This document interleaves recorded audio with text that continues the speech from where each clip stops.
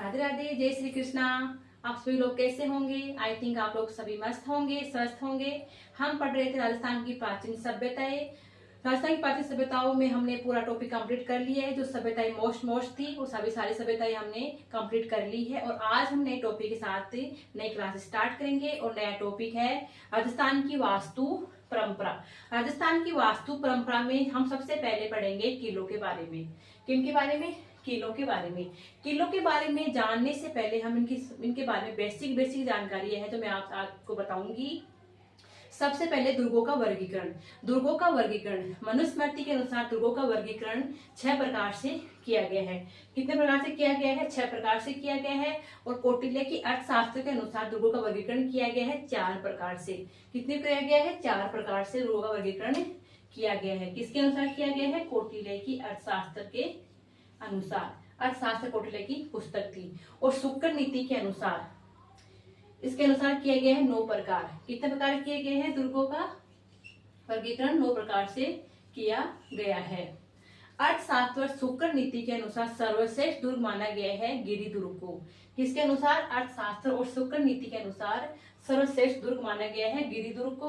और शुक्र नीति के अनुसार सर्वश्रेष्ठ दुर्ग माना गया है सैन्य दुर्ग को। किसको माना गया है? सैन्य दुर्ग को माना गया है। शुक्र नीति के अनुसार दुर्गों का वर्गीकरण 9 प्रकार से किया गया है। पहला दुर्ग है एरण दुर्ग।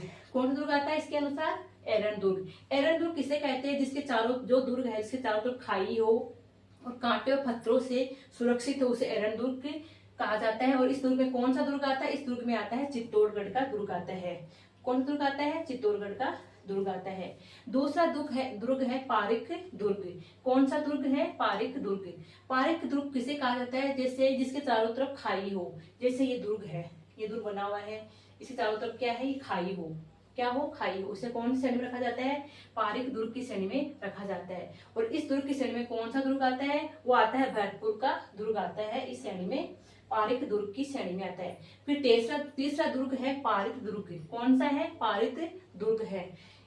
पारित दुर्ग किसे कहा जाता है? जिसके चारों तरफ परकोटा दीवार हो। किसके चारों, जैसे दुर्ग है, ये दुर्ग बना हुआ है और इसके चारों तरफ जैसे ये परकोटा बना हुआ है, दीवार का मजबूत परकोटा बना हुआ है, इसके बीच जो दुर्ग होता है उसे पारित दुर्ग कहा जाता है। और पारित दुर्ग की श्रेणी में कौन सा दुर्ग आता है? ये आता है जैसलमेर का दुर्ग और बटनेर हनुमानगढ़ का दुर्ग आता है।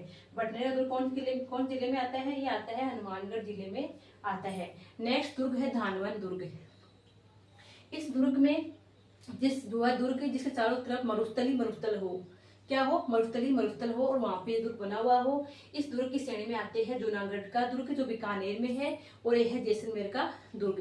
ये 2 दुर्ग आते हैं धानवन दुर्ग की श्रेणी में आते हैं।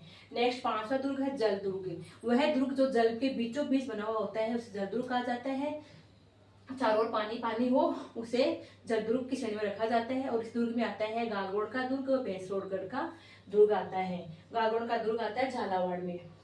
फिर नेक्स्ट दुर्ग है वन दुर्ग है। वन दुर्ग में क्या होता है? जिसे उसके चारों तरफ वन ही वन हो और बीच में दुर्ग बना हुआ हो, वो वन दुर्ग की श्रेणी में आता है। ये दुर्ग है रणथंभौर का दुर्ग आता है। वन दुर्ग की श्रेणी में कौन सा दुर्ग आता है? रणथंभौर का दुर्ग आता है। 7वां दुर्ग है गिरि दुर्ग। कौन सा दुर्ग है? गिरि दुर्ग।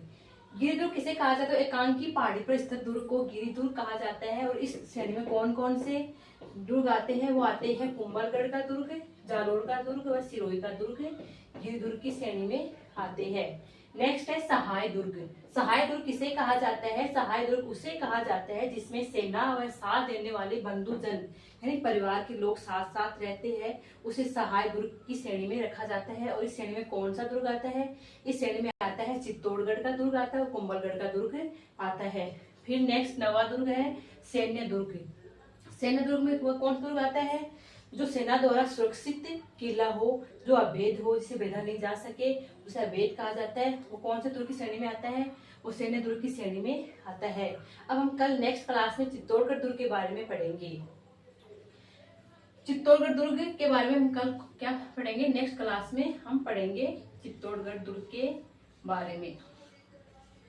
चित्तौड़गढ़